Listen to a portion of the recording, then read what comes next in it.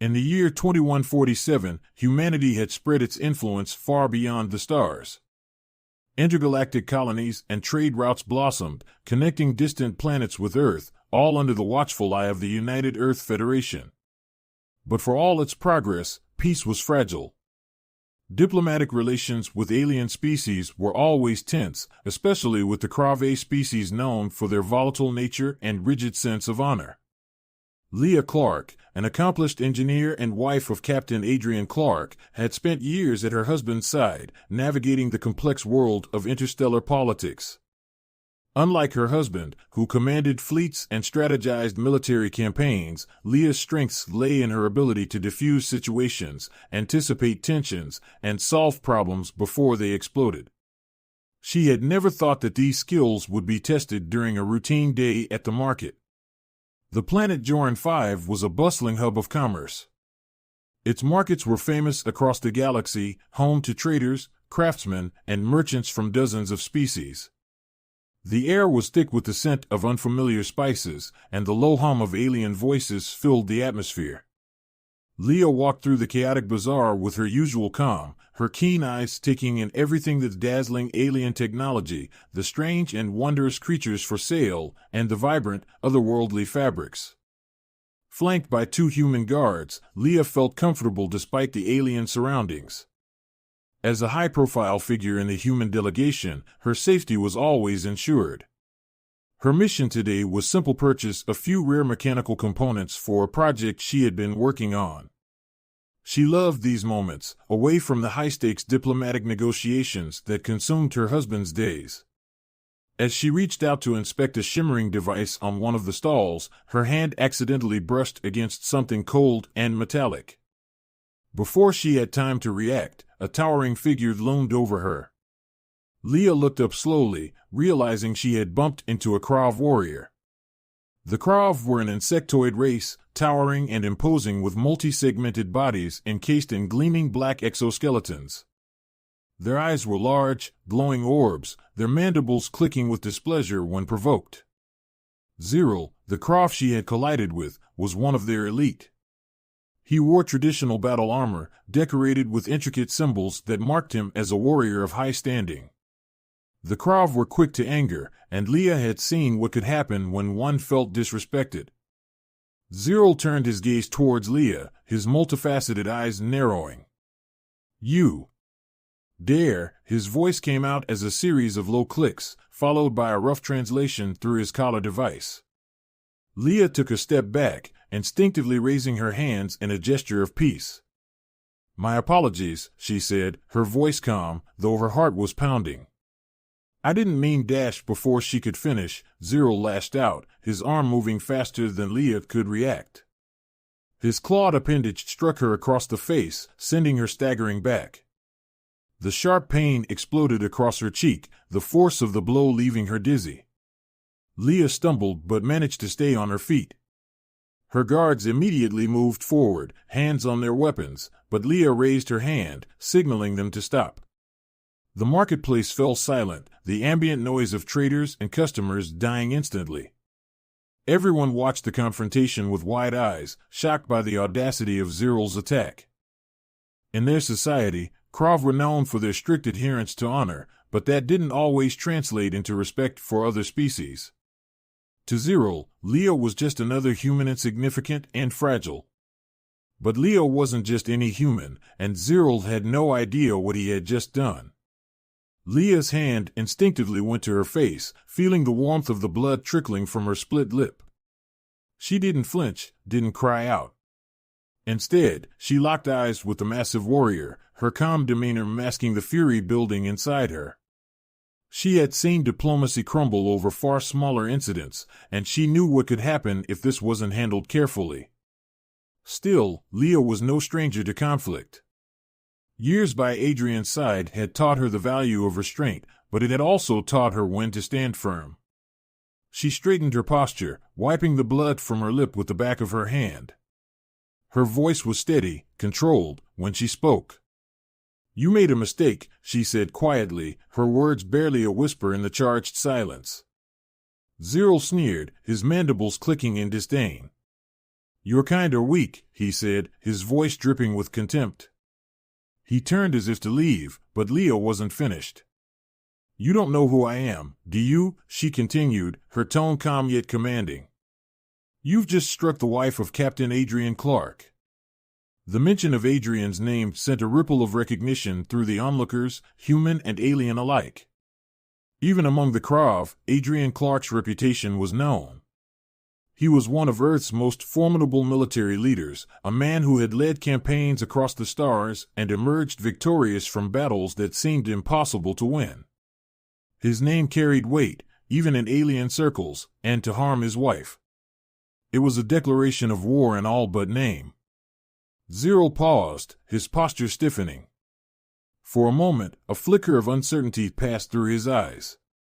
The name Clark held meaning. He turned back to face Leah, studying her more closely. But pride, and the Croft sense of superiority, wouldn't let him back down so easily. His voice clicked with arrogance. Your husband is not here to protect you. Leah smiled coldly. He doesn't need to be.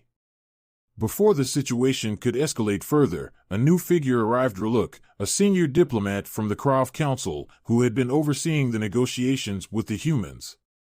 He pushed through the crowd, his insectoid features exuding frustration. He quickly assessed the situation, his antennae twitching in anger. Zero. Ruluk's voice was sharp. Stand down. Now. Zero hesitated, clearly weighing his options. But after a long, tense moment, he finally backed away, though not without a final glare at Leah. His mandibles clicked with barely concealed rage before he turned and disappeared into the crowd. Ruluk approached Leah, his tone more measured. My deepest apologies, Mrs. Clark, he said in broken but clear English. Zero acted out of line. I will personally ensure he is disciplined for this offense. Leah nodded, though her eyes remained on the direction Zero had gone. Thank you, Ruluk. But this isn't over. Without another word, she turned and made her way back to the human embassy, her guards following closely behind. The marketplace, once again buzzing with life, seemed far away as Leah's mind raced. She knew Adrian well enough to understand what would happen when he found out. Zero hadn't just assaulted a human woman. He had made a mistake that could unravel everything. And Leah had a feeling that, before long, he'd learn exactly who he had crossed. But by then, it might be too late. In the distance, back at the human embassy, Captain Adrian Clark sat in a council meeting, unaware of what had just occurred. His sharp blue eyes scanned the room, his mind on the negotiations with the Krav. But soon, he would learn about Zero's mistake, and when he did, the entire galaxy would feel the consequences. The sun was setting over the glittering domes of the human embassy on Joran 5, casting long shadows across the glassy surface of the central courtyard. Inside the embassy's command center, Captain Adrian Clark stood at the head of a large conference table, surrounded by a dozen high-ranking human and alien diplomats.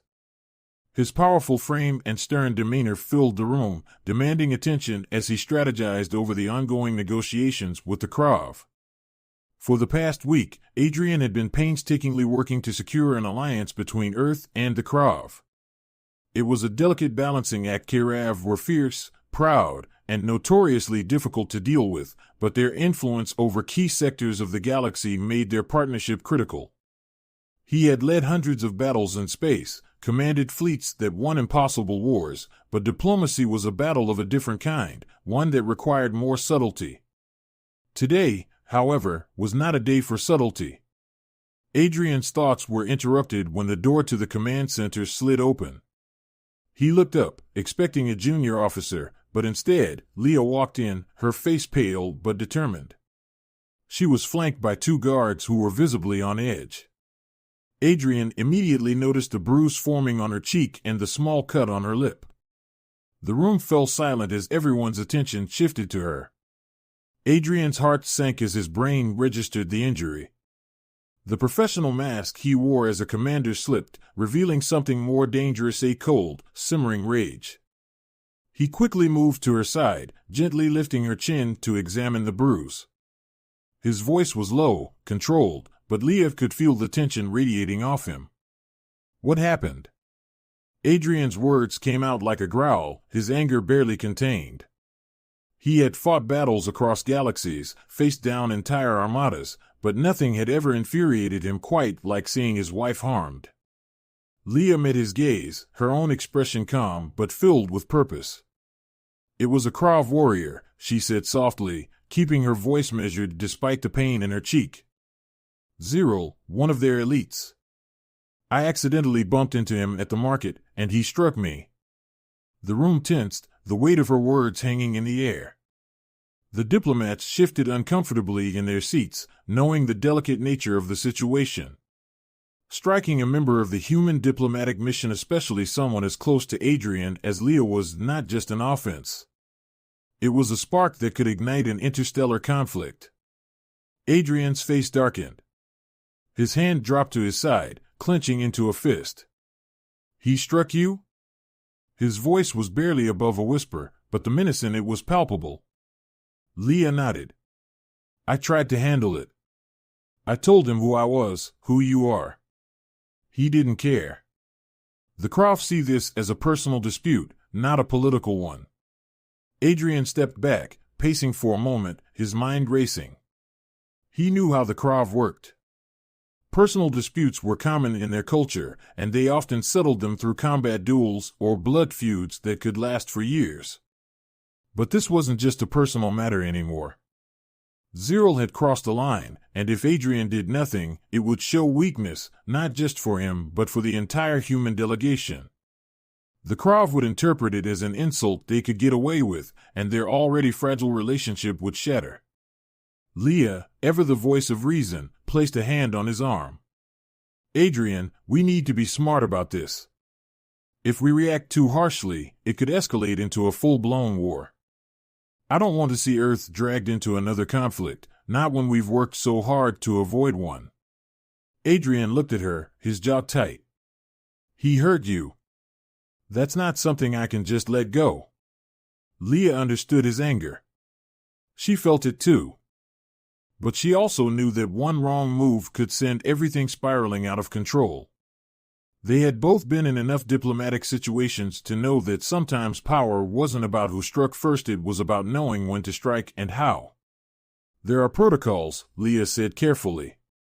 "Zero will have to answer for what he did, but we can't let this turn into an intergalactic incident. The Krav Council will need to address this." Adrian was silent for a moment, his mind still whirling. He hated the idea of letting some bureaucratic process decide the fate of a warrior who had attacked his wife. But Leah was right. Diplomacy required patience, no matter how much he hated it. He turned to one of his lieutenants. "Get me in touch with the Krav Council. I want them here, now." The lieutenant nodded and rushed out of the room. Adrian returned his gaze to Leah, his expression softening slightly. "You should get some rest. I'll handle this." Leah shook her head. "I'm not going anywhere. If we're going to deal with this, I need to be involved. This isn't just about me, this is about our mission here." Adrian knew better than to argue with her. Leah wasn't just his wife, she was his equal, someone who understood the stakes as well as he did. Together, they had faced some of the most dangerous situations in the galaxy, and she had never backed down. This would be no different. An hour later, Adrian stood in the embassy's grand chamber, awaiting the arrival of the Krav Council. Leah sat beside him, her cheek now bandaged but her eyes sharp and alert. Around them, human diplomats and soldiers lined the room, the tension palpable. Adrian's mind raced with potential outcomes. He had seen enough alien customs to know that Zero wouldn't get away with this without consequences, but he also knew the Krav might try to save face by downplaying the incident. The door at the far end of the chamber slid open, and the Krav delegation entered. At the head was Raluk, the senior Krav diplomat Adrian had been working with. Behind him, the towering form of Zero moved with a predatory grace, his eyes scanning the room with barely concealed disdain. R'lyk stepped forward, his mandibles clicking nervously as he addressed Adrian and the human council. Captain Clark, we have heard of the incident. It is unfortunate, but I assure you, it is being dealt with according to our customs. Adrian's eyes locked onto Zyril, who stood arrogantly behind R'lyk, his posture unrepentant. Dealt with? Adrian's voice was low and steady, but the edge in it was unmistakable. Your warrior attacked my wife in a public space. That's more than just an incident. R'lyk nodded, attempting to maintain diplomacy. I understand your anger, Captain, but in our culture, disputes like these are handled personally. Zyril believed he was defending his honor after a perceived slight. Leah spoke up, her voice calm but firm. I didn't challenge his honor. I bumped into him in a crowded marketplace. His response was disproportionate. R'lyk hesitated, clearly struggling to navigate the cultural differences. To us, a Krav warrior's honor is everything. Zyril acted according to his instincts. Adrian stepped forward, his eyes cold as they locked onto Zyril's. I don't care about his instincts. He attacked my wife. And that's something I'm not going to let slide. Zyril, who had remained silent until now, finally spoke, his voice a harsh series of clicks. She is human. Weak. It was no challenge. No insult. I did what I would to any lesser being. The room fell silent. Adrian's fists clenched at his sides, but Leah placed a hand on his arm, stopping him from stepping closer. R'lyk, sensing the rising tension, interjected quickly. There is a way to resolve this without causing further conflict. In our tradition, when a warrior has wronged another, the aggrieved party may challenge them to a duel. Captain Clark, if you seek justice, you may face Zyril in combat. This will be an honorable resolution. The challenge hung in the air. Adrian glanced at Leah, who gave him a small nod. She didn't want this to escalate, but she knew as well as he did that backing down wasn't an option. The Krav respected strength above all else, and if Adrian refused, it would send a message of weakness not only to Zyril but to the entire Krav delegation. Adrian turned back to R'lyk. I accept. Zyril's mandibles clicked in satisfaction, a dark gleam in his eyes. Then it is settled. We will duel according to Krav customs. To the death. The room shivered with the weight of the proclamation, and Leah felt her breath catch. She had hoped for a resolution that didn't involve bloodshed, but now, that possibility seemed to be slipping away. Adrian had just agreed to a duel with a Krav warrior, and the stakes couldn't be higher. The fight would be to the death, and the entire galaxy would be watching. The night before the duel, a heavy silence hung over the human embassy. Even the distant hum of the city outside seemed muted as everyone prepared for the inevitable. Captain Adrian Clark stood in front of a large floor-to-ceiling window in his quarters, staring out at the alien landscape of Joran 5. The twin moons glowed faintly in the sky, casting an eerie light over the alien forests beyond the settlement. Leah sat on the edge of their bed, her hands folded in her lap. She had tried to convince herself that this was the only way, but the anxiety gnawed at her. Adrian, though strong and capable, was still human. The Krav warriors were not only larger but born into a culture where combat was a way of life. Zyril had trained for this kind of duel his entire life. You don't have to do this, Leah said softly, breaking the silence. Adrian's jaw tightened, but he didn't turn around. His gaze remained fixed on the horizon. I don't have a choice, Leah. If I don't face Zyril, it's not just about me. It's about Earth. It's about how the Krav will see us from now on. They'll think they can walk over us. I won't let that happen. Leah stood and walked over to him, placing her hand gently on his arm. But it's you they're targeting. Not Earth. You. Her voice cracked slightly. She had always been able to remain composed, even in the face of danger, but this time was different. This time, she could lose him. Adrian finally turned to face her. His blue eyes, so often cold and calculating, softened as they met hers. He gently touched the bruise on her cheek, his fingers tracing the outline of the injury. "This isn't just about duty," he said quietly. "He hurt you, Leah. He crossed the line, and I can't let that go." Leah blinked back the tears that threatened to form. "But you're putting your life at risk." "Adrian, Zyril is. He's not like anything you've faced before." "I know," Adrian admitted. He was fully aware of the Kraves' strength and their brutal combat style. Zyril was a warrior bred for this, his entire existence built around the code of honor and strength that governed the Krav. But Adrian had faced overwhelming odds before, and he wasn't one to back down. Leah sighed, knowing there was no changing his mind. "Just be careful. Promise me." Adrian pulled her into a tight embrace, his chin resting on her head. "I promise," he whispered, though even he wasn't entirely sure if he could keep that promise. The following morning, the entire colony seemed to buzz with anticipation. Word of the duel had spread, not just among the humans, but throughout the alien sectors as well.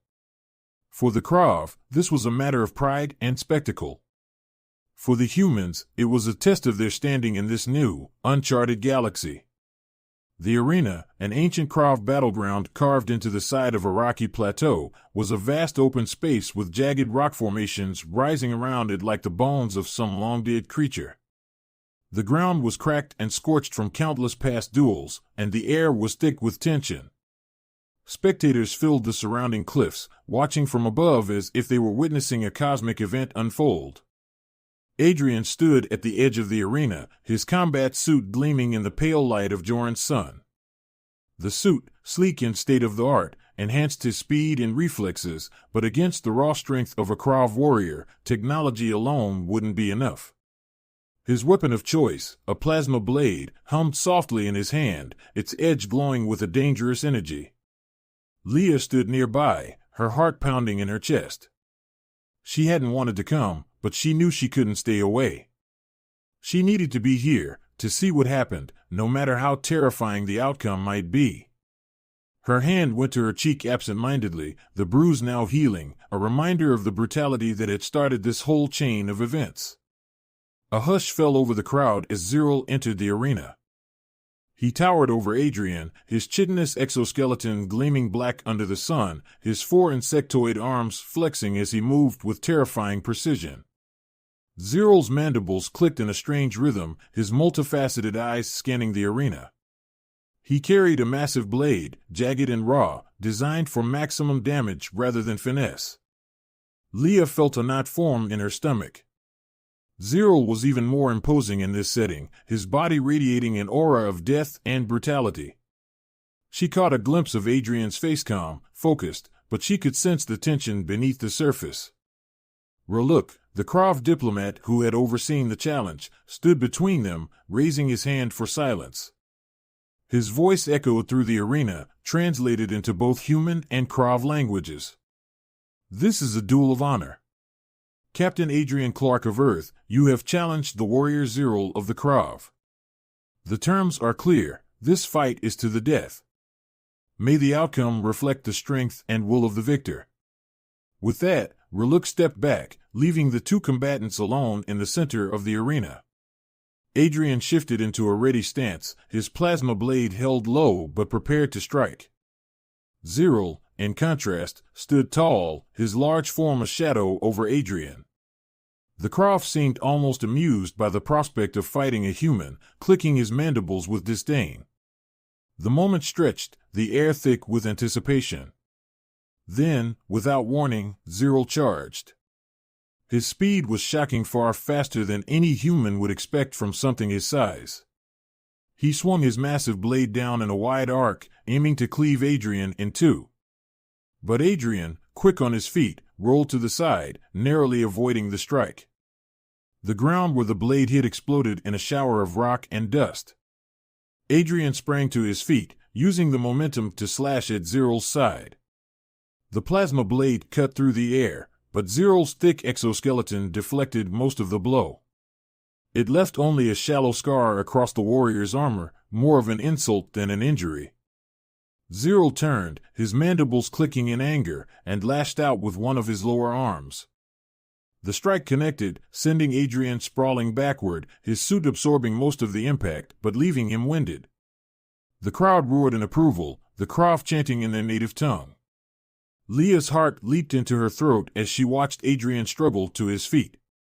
The human soldiers around her tensed, but they could do nothing. This was a battle Adrian had to fight alone. Zero moved in again, his blade cutting through the air with brutal efficiency. Adrian dodged, barely managing to stay one step ahead, but he knew he couldn't keep this up forever. Zero's strength and endurance were unmatched, and Adrian's only hope was to outsmart him, to use his superior tactics and speed to find an opening. For several minutes, they clashed, Adrian landing glancing blows while Zero's sheer power kept driving him back. The crowd was electric, the tension palpable as each strike brought them closer to the edge of death. Then it happened, a moment of hesitation from Zero, a slight miscalculation in his swing. Adrian seized the opportunity, ducking under the Krav's arm and driving his plasma blade deep into Zero's side, where his exoskeleton was weakest. The blade crackled as it pierced through, sending a spray of dark, oily blood across the arena. Zero let out a roar of rage and pain, staggering back. For the first time, the mighty Krav warrior showed signs of weakness. But it wasn't over. Zero, wounded but far from defeated, charged at Adrian with renewed fury. Adrian barely had time to react as the alien swung wildly, catching him across the chest and sending him crashing to the ground. The blow knocked the wind out of him, and for a moment, he struggled to breathe. Leah gasped, her heart racing as she saw Adrian on the ground, vulnerable. She wanted to scream, to run to him, but her feet felt glued to the spot. Zero loomed over Adrian, raising his blade for the final strike. But Adrian wasn't done yet. With one final, desperate burst of energy, Adrian rolled to the side and activated a small device on his wrist, an energy shield that flared to life just as Zero's blade came crashing down. The shield absorbed the impact, the force rippling through the arena as the two weapons collided. Before Zero could react, Adrian surged to his feet, his plasma blade cutting upward in a perfect arc. The blade sliced through Zero's neck, severing his head cleanly from his body. For a moment, the arena was silent. Then, Zero's body crumpled to the ground, his massive form crashing with a dull thud. Adrian stood over the fallen warrior, breathing heavily, his blade still glowing in the alien sunlight. He had won. But the victory came and a cost. His body ached from the fight, and his mind was already reeling from the knowledge of what had just happened. The crowd erupted into cheers, some in awe of the human's victory, others in disbelief that a Krav warrior had fallen to an earthling. Leah ran to Adrian, her heart pounding in her chest. She reached him just as he lowered his weapon, his breathing heavy but steady. "You did it," she whispered, wrapping her arms around him. Adrian nodded, exhaustion finally hitting him. "Yeah, I did." But as they stood together in the blood-soaked arena, both of them knew that this victory, while important, was just the beginning. The galaxy had taken notice. And nothing would ever be the same again. The dust from the arena settled slowly, mixing with the cold air of Joran 5. Captain Adrian Clark stood victorious, the blood of the Krav warrior Zero soaking into the cracked, ancient ground beneath him. The crowd, a mix of humans and aliens, roared with disbelief and astonishment at the spectacle they had just witnessed. Leah reached her husband's side, her heart racing with both relief and fear. Adrian had won, but the consequences of that victory were just beginning to unfold. As she helped Adrian steady himself, the weight of what had just occurred bore down on both of them. Adrian, though victorious, was injured and exhausted, and Leah could see that the full magnitude of what had just happened was starting to hit him.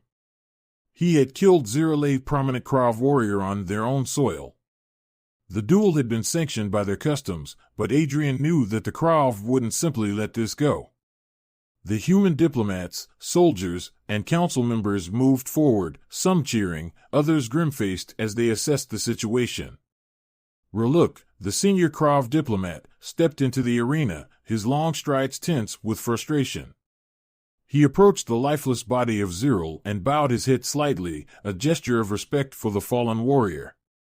Leah watched as R'lyk's multifaceted eyes turned toward Adrian, cold and calculating. There was no rage, no outward display of fury, but the tension between them was thick enough to cut with a blade. "This is a dark day for the Krav," R'lyk said, his voice a slow, deliberate series of clicks, translated through his collar device. "Zyril fought with honor, but the outcome will not be forgotten." Adrian met R'lyk's gaze, his body still tense from the fight. He wiped the blood from his brow and stood tall, though Leah could sense his exhaustion. "He challenged me. I fought according to your customs. This was the only way to settle it." R'lyk's antennae twitched, and his mandibles clicked in what might have been a grim smile. "Indeed, Captain. You fought well. Few humans would have survived such an encounter. But know this: while the duel settles the matter of honor, it does not erase the repercussions of Zyril's death. His bloodline is powerful, his family influential." Leah's heart sank. She had anticipated some political fallout, but the way R'lyk spoke made it clear that this was far from over. "The Krav respect strength, Captain Clark," R'lyk continued. "You have earned the right to leave here with your life. But Zyril's family will not rest until they have avenged his death. This is our way." Adrian's expression remained calm, though Leah could see his jaw clench slightly. "So, what you're telling me is that we're back where we started. You wanted a duel, I gave you one. Now you're telling me there's more to come?" R'lyk tilted his head, his mandibles clicking again. "The Krav way is not so different from your human politics, Captain. One battle may be won, but the war is far from over. The honor of Zyril's bloodline demands retribution, and they will seek it." Leah stepped forward, her voice steady but tinged with concern. "We followed your traditions. Adrian fought to defend my honor, just as your people would have. Isn't this enough?" R'lyk turned his gaze to Leah, his insectoid eyes reflecting the light of the arena. "Your honor is intact, Mrs. Clark, but the blood of a Krav warrior stains your husband's hands. Zyril's family will not see this as an end, but as the beginning." Before Leah could respond, Adrian cut in. "Then we'll be ready." Leah looked at him, her eyes widening slightly. This wasn't the response she had hoped for, but she knew Adrian well enough to know he wasn't one to back down. If the Krav sought vengeance, Adrian would be prepared. R'lyk bowed slightly, a subtle, almost mocking gesture. "So be it. You have made your choice, Captain Clark. May the stars guide you in what is to come." With that, R'lyk turned and motioned for the other Krav warriors to collect Zyril's body. They lifted the fallen warrior with a strange reverence, carrying him from the arena without another word. The Krav spectators began to disperse, their eyes lingering on Adrian and Leah, no doubt already whispering about what had happened and what would come next. Back at the human embassy, the atmosphere was heavy with a mix of relief and tension. Adrian had survived the duel, and that alone was cause for celebration among his men, but there was no escaping the looming shadow of the Krav's next move. The threat of vengeance hung over them all, an unresolved conflict that could spark at any moment. In the command center, Adrian and Leah sat together in a private briefing room, the tension of the day still weighing heavily on them. Adrian winced as Leah applied a healing patch to a cut on his arm, her touch gentle but firm. She hadn't said much since the duel, and Adrian could tell that her mind was racing with possibilities. "Talk to me," Adrian said, breaking the silence. Leah sighed, her hand stilling as she finished tending to his wound. "This isn't over, Adrian. You know that." "I know," he replied, his voice steady. "But I couldn't let him get away with what he did to you. If I had backed down, we have lost all respect with the Krav. And they don't respect weakness." Leah nodded, though her expression was troubled. I understand that. But now Zero's family will come after you. After us. And who knows how far they'll take it. We've seen blood feuds tear apart entire worlds. The Krav won't rest until they think their honor is restored. Adrian leaned back in his chair, staring up at the ceiling for a moment. We'll be ready. I'll talk to the council and make sure we're prepared for any retaliation. Leah bit her lip, her mind still swirling with thoughts of the political and personal consequences. This is more than just about us, Adrian. The Krav are unpredictable, and if Zero's death sparks a larger conflict, Earth could be dragged into another war. And after all the diplomacy we've worked so hard for, this could undo everything. Adrian reached out and took her hand, squeezing it gently. Leah, I know you're worried. But we didn't have a choice. The Krav needed to see that we won't be pushed around, and now they have.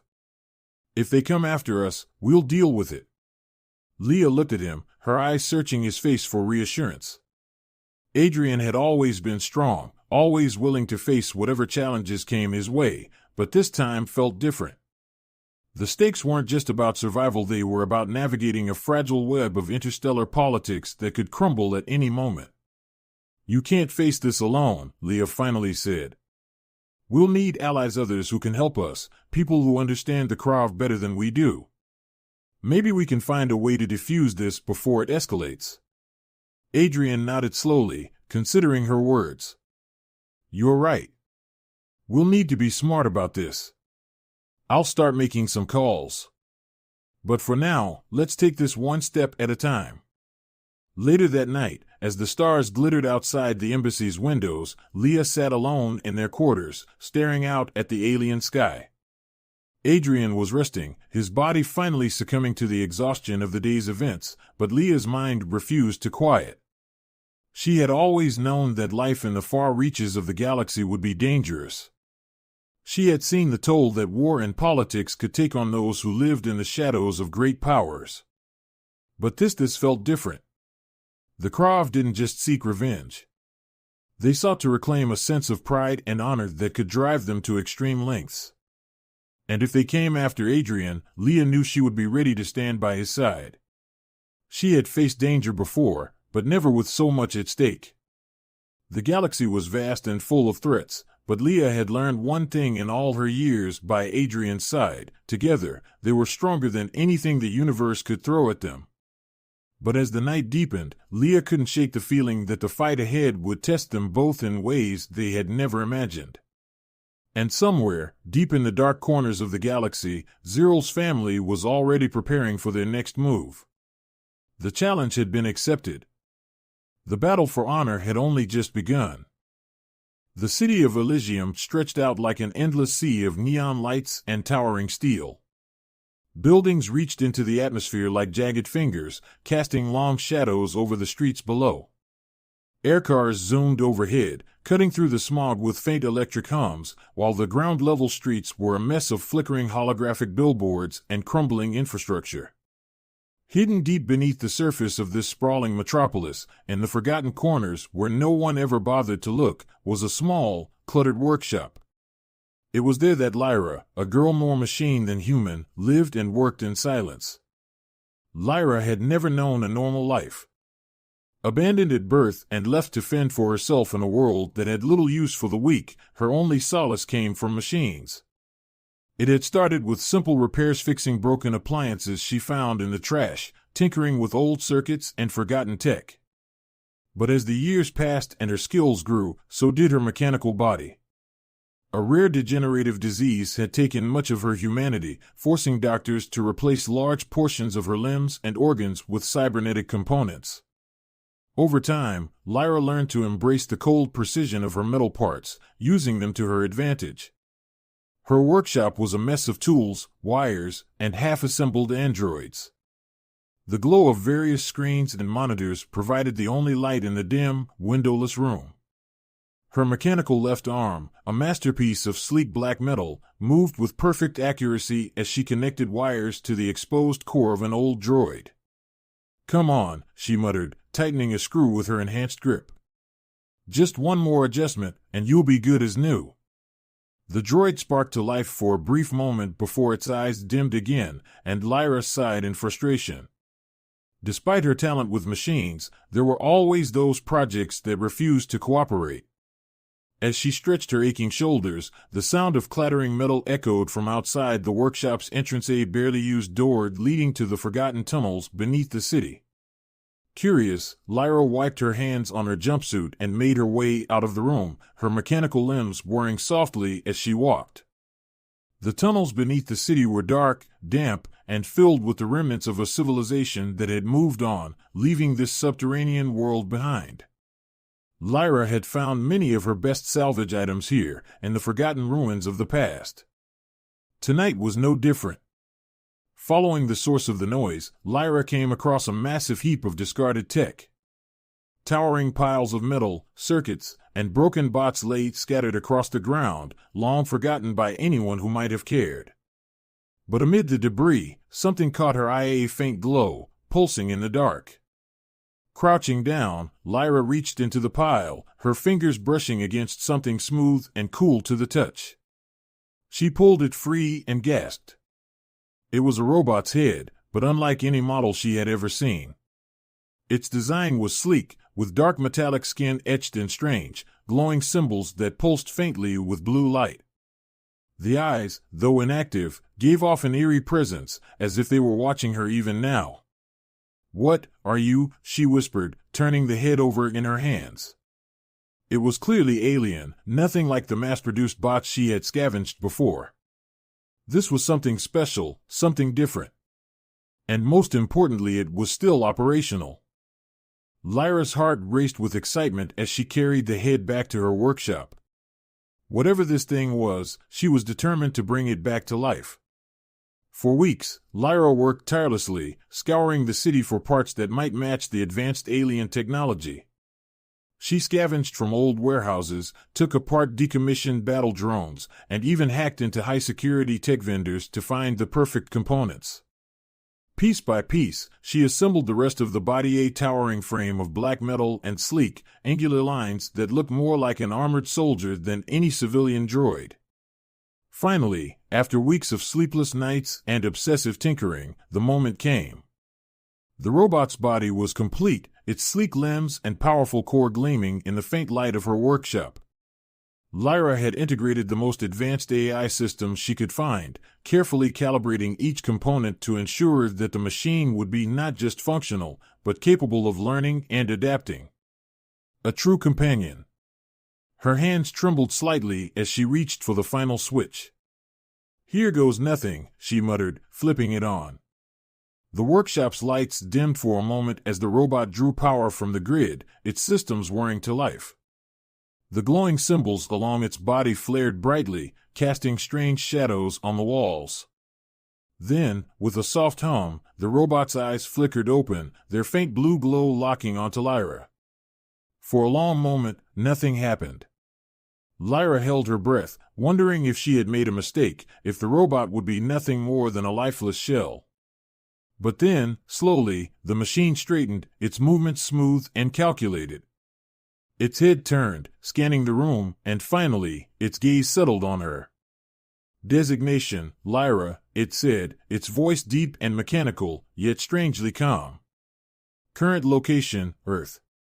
"What are your orders, Commander?" Lyra blinked in confusion, her heart skipping a beat. "Commander? Orders? I just fixed you. Who are you?" The robot's head tilted slightly, as if processing her question. "I am designated AX-13. Alien combat model, created for advanced warfare and tactical operations. My primary function is the elimination of assigned targets. Secondary function, mercenary for hire. Awaiting orders." Lyra's mouth went dry. "Wait. Mercenary? You're supposed to be, I don't know, a helper droid or something, not a killer. I found you in a pile of junk." "I am not junk," AX-13 said matter-of-factly. "I was deactivated during a critical mission and abandoned. My systems indicate I am fully operational." Protocol dictates I resume my mission or await new directives. Commander Lyra, what are my orders? Lyra shook her head, trying to make sense of what she had done. She hadn't just rebuilt an ordinary robot, she had revived a weapon of war. A combat model designed for alien missions, with unknown capabilities and objectives. I don't know what mission you're talking about, but that's not happening, she said, trying to stay calm. You're not a mercenary anymore. I built you to be a companion, not a soldier. AX-13 was silent for a moment, its glowing eyes fixed on her. Understood. Recalibrating primary function. Awaiting new orders. Before Lyra could respond, the workshop's lights flickered, and a strange noise echoed from outside, a distant, high-pitched whine that grew louder by the second. AX-13's head snapped toward the sound, its posture suddenly tense. They are coming for me, it said, its voice steady but urgent. Hostile forces have tracked my signal. They seek to terminate me. Lyra's eyes widened. Who's coming? What do you mean? The robot straightened, towering over her. The ones who abandoned me. They will not stop until I am destroyed. And they will eliminate anyone who gets in their way. The ground trembled as a distant explosion rocked the city above. The entire workshop shook as the distant explosion reverberated through the underground structure. Lyra stumbled, catching herself on the edge of a workbench. The soft whirring of machinery and the usual hum of electronics in her cluttered space were drowned out by the deep, ominous rumble above. The eerie glow from AX-13's symbols pulsed faster, almost in rhythm with the vibrations in the floor, as if sensing the danger approaching. Who are they? Lyra demanded, struggling to keep her voice steady. Her human heart raced in contrast to the cold logic of her mechanical body. Who's coming for you? AX-13 turned its glowing blue eyes toward her, the flickering lights in the room casting strange shadows across its sleek, alien frame. They are elite enforcers of the Hrata Collective. I was once contracted by them to complete high-risk operations across various sectors of the galaxy. When I malfunctioned, they abandoned me. Now they seek to eliminate me to prevent the completion of my mission or my capture by rival factions. Lyra's mind raced, trying to process the torrent of information. This wasn't just some malfunctioning machine, this was an alien mercenary, with a past that reached far beyond Earth, involved in intergalactic wars and shadowy factions she couldn't begin to comprehend. And now, those forces had found him. And her. You're saying we're about to be attacked by aliens? She asked, still struggling to believe what was happening. Correct, AX-13 replied without hesitation. Their arrival is imminent. Defensive measures are required. Lyra's pulse quickened. She wasn't prepared for an alien invasion. Her entire life had been about survival fixing machines, scraping together enough to get by. Now, she was being dragged into a battle she had no idea how to fight. Another tremor shook the ground beneath her, this time accompanied by a high-pitched, mechanical screech that cut through the night air. Something was coming. Fast. Lyra sprinted toward her workbench, her mechanical limbs giving her a burst of speed, and frantically grabbed anything that looked remotely useful: plasma tools, a shock emitter, even an outdated EMP grenade she had once scavenged from a military dump. Her mind raced with possible plans, but none of them seemed sufficient to deal with what was bearing down on them. As she turned back to AX-13, the ground above them shattered with a deafening roar, and a blinding beam of light tore through the ceiling of the workshop, scattering debris and electronics everywhere. Lyra threw herself behind a pile of scrap just in time to avoid being crushed by falling beams and metal. Above her, through the gaping hole in the roof, several dark figures descended, sleek, armored beings that hovered effortlessly in the air, their bodies encased in what looked like living metal that shifted and pulsed with an otherworldly energy. The alien soldiers landed with the grace of predators, their weapons raised and glowing with a familiar blue light that matched AX-13's own symbols. Their helmets were smooth, featureless except for a single, thin slit where cold, glowing eyes peered through. Fugitive AX-13, one of them barked in a strange, distorted voice, "You will be terminated for breach of contract and evasion of capture. Surrender, or be annihilated along with any human sympathizer." Lyra froze behind her cover, heart hammering in her chest. She wasn't equipped to deal with this. These were no ordinary soldiers. The way they moved, the energy weapons they wielded, everything about them screamed that they were far beyond anything she had ever encountered. For a moment, fear gripped her, paralyzing her thoughts. She glanced at AX-13, waiting for its reaction. AX-13 didn't flinch. The towering robot stepped forward, positioning itself between Lyra and the advancing soldiers, its frame casting a long shadow over her. Engaging defensive protocols, it said calmly, its deep voice carrying an authority that sent chills down Lyra's spine. Without warning, AX-13 surged forward with terrifying speed, faster than anything its bulky frame should have allowed. In one fluid motion, it raised its arm, and from its forearm, an energy pulse shot out, striking one of the alien soldiers square in the chest. The soldier stumbled back, its armor sizzling where the energy hit, but quickly recovered, firing a volley of blue plasma rounds at AX-13. The alien mercenaries dodged with unnatural precision, moving like a predator on the hunt, its sleek limbs bending and shifting in ways that made Lyra's breath catch. The workshop became a war zone in an instant. Blasts of blue energy ricocheted off walls, sparks flew, and debris scattered everywhere as AX-13 engaged the invaders in a deadly dance of combat. Lyra crouched behind the workbench, peeking out just enough to witness the chaos unfolding. AX-13 was outnumbered, but it fought with ruthless efficiency. It grabbed one soldier by the throat, crushing its armor with a single, powerful squeeze, before throwing it into another. The sound of cracking metal and hissing energy filled the air, and the alien attackers moved with lethal precision, their weapons discharging beams of pure energy that seemed to cut through the very air itself. But AX-13 was faltering. Lyra could see it the way its movements were growing just a fraction slower, the faint flicker in its glowing eyes as its power reserves drained with each high-energy maneuver. It was an alien combat model, but it wasn't invincible. The soldiers were wearing it down, and Lyra knew they would overwhelm it if something didn't change.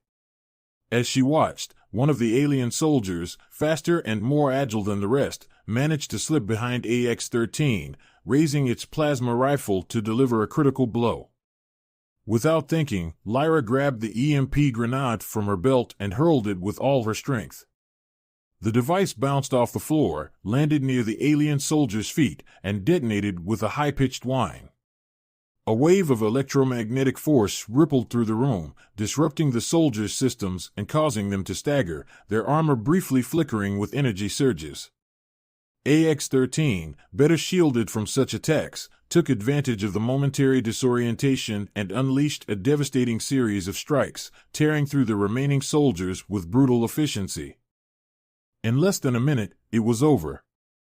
The last of the alien enforcers lay crumpled on the floor, their sleek armor sparking and smoking. The room was a disaster, rubble scattered everywhere, equipment shattered, the roof partially collapsed. But the invaders were gone, and AX-13 stood victorious, its glowing eyes dimming slightly as it stepped back from the carnage.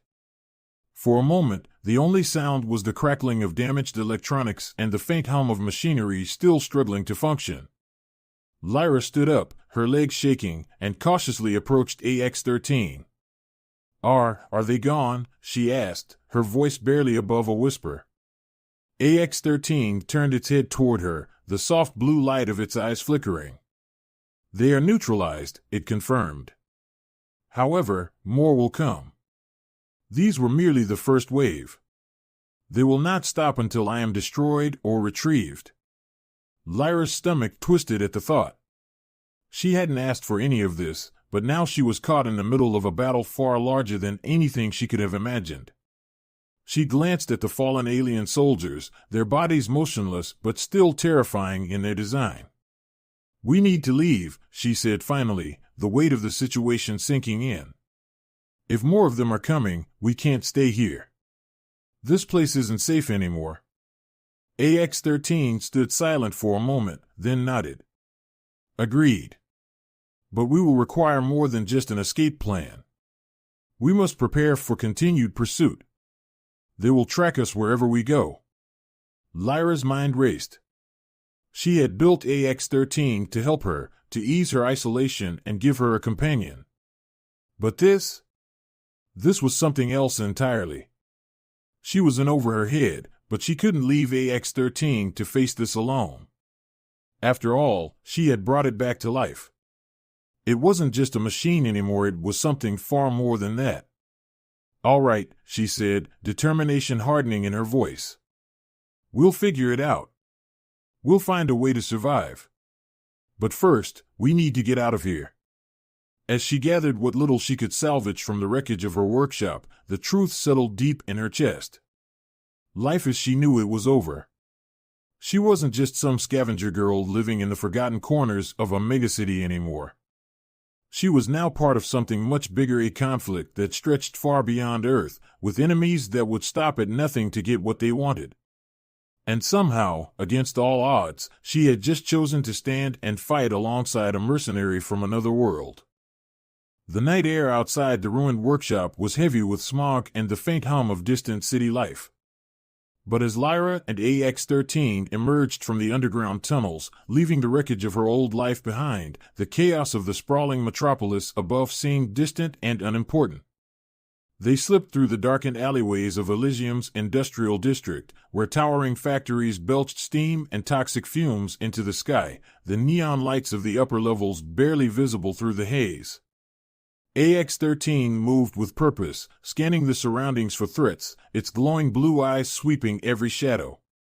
Lyra followed, her mechanical legs making her strides quick and silent. The adrenaline from the earlier battle still coursed through her system, but beneath it was a growing sense of dread. She had just fought off an alien strike team with the help of a robot she had built from scrap, and now more of those soldiers were coming for them. What's the plan, exactly? Lyra whispered as they moved through the shadows of the alley. If more of them are coming, we need somewhere to hide. Somewhere safe. There are no safe places, AX-13 replied in its calm, steady tone. They will track my signal anywhere on this planet. However, I can disable their tracking temporarily. It will give us a short window of time to strategize and prepare. Lyra chewed her lip nervously. And how long is temporarily? Approximately 72 hours before they recalibrate and resume pursuit. 3 days? Lyra let out a shaky breath. That's not a lot of time to come up with a plan. AX-13 stopped at a junction between alleyways, its head tilting slightly as it scanned the area. Correction, it is adequate if we prioritize defense and countermeasures. I require access to a higher-grade power source to enhance my combat capabilities. You will also need to equip yourself for the confrontation. Lyra frowned. Me? Equip myself? What do you mean? You will need to engage in combat. Lyra froze, her pulse quickening at the thought. She had never been in a real fight, sure. She had scrapped with petty thieves and had to defend herself in the city's lower levels before, but this was different. These were alien soldiers with advanced weaponry and technology beyond anything she had encountered. How could she fight against that? I'm not a fighter, she said, her voice quieter than she intended. I'm an engineer, a mechanic. I don't know how to fight like you. AX-13's eyes glowed faintly as it regarded her. You rebuilt me. You possess skills that go beyond combat. You understand technology on an instinctual level. Use that to your advantage. Weapons are tools, just like any other machine. You must adapt. Lyra swallowed hard, feeling the weight of AX-13's words pressing down on her. It was right, in a way. She had always been able to fix and build machines, seeing them as extensions of herself. If she could apply that same thinking to weapons or defenses, maybe she stood a chance. But the thought of putting herself directly in harm's way sent a cold shiver down her spine. She was pulled from her thoughts as AX-13 moved suddenly, pressing itself against the wall of a nearby building. We are not alone. Lyra's heart skipped a beat. She followed AX-13's lead, peeking around the corner of the alley. Two dark figures approached from the opposite end of the street, their silhouettes barely visible through the haze. As they drew closer, the faint glimmer of their armor became clear. More of the Hradok soldiers, their bodies covered in that strange, shifting material that seemed to absorb light. Lyra's breath hitched in her throat. How had they found them so quickly? I thought you said we had time, she hissed under her breath. Not enough, it seems, AX-13 replied, its voice still calm. They've deployed a secondary tracking team. They must have anticipated my attempt to disable their systems. We need to engage now. Before Lyra could respond, AX-13 stepped out of the shadows and raised its arm, unleashing a pulse of concentrated energy that lit up the dark alley with an electric blue glow. The nearest Hradok soldier barely had time to react before the blast hit him, sending him crashing into the wall. The second soldier immediately opened fire, blue plasma rounds streaking through the air toward AX-13. Stay down. AX-13 shouted, its voice losing its calm monotone for the first time. Lyra ducked behind a stack of old crates, her heart pounding in her chest as the sounds of battle filled the narrow alleyway. She risked a glance at AX-13, watching as the robot moved with precision, deflecting incoming fire with its reinforced arms and retaliating with brutal efficiency. But the Hradok soldiers were faster this time, more coordinated. They moved in perfect synchronization, dodging AX-13's attacks with practiced ease and closing the distance between them. Lyra's mind raced. She couldn't just sit there, hiding. She needed to help. But how? Her eyes darted to the tools in her belt, her mind instinctively searching for a solution. Her hand hovered over a small device, a shock emitter, used to reboot electrical systems. It wasn't much, but maybe it could buy them some time. Her mechanical fingers flexed, feeling the cool metal of the device in her palm. She had modified it once to deliver a higher voltage, hoping to use it as a non-lethal defense in case she ever got into trouble in the lower districts. This would have to be good enough. Without thinking, Lyra darted out from her cover and sprinted toward the nearest soldier. Her enhanced legs carried her faster than she had anticipated, and before the soldier could turn to react, she slammed the shock emitter against its back, triggering the device. The soldier let out a distorted growl as arcs of electricity crackled across its armor, sending it into a brief spasm. Its weapon dropped to the ground, and the alien collapsed, temporarily immobilized. But the victory was short-lived. The second soldier, larger, more heavily armored, snarled something in an alien language and lunged at her with terrifying speed. Lyra barely had time to move before the soldier's gauntlet fist swung toward her. She threw herself to the ground, narrowly avoiding the blow, and rolled behind a dumpster for cover. Plasma fire erupted from the soldier's weapon, striking the metal container inches from where she crouched. Her heart raced, panic rising in her throat. She wasn't built for this. She was an AX-13, a battle-hardened machine. She was just a girl with a mechanical arm and a shock emitter. AX, she shouted, her voice cracking with fear. AX-13 was already moving. The robot charged toward the remaining soldier, its powerful arms deflecting the plasma rounds with ease. In one swift motion, it grabbed the soldier's weapon and crushed it in its grip, before delivering a devastating punch that sent the alien sprawling across the alley. The fight was over as quickly as it had begun. Lyra sat on the ground, her chest heaving as she tried to catch her breath. The shock of what had just happened washed over her in waves. She had helped. She had actually taken down one of the soldiers.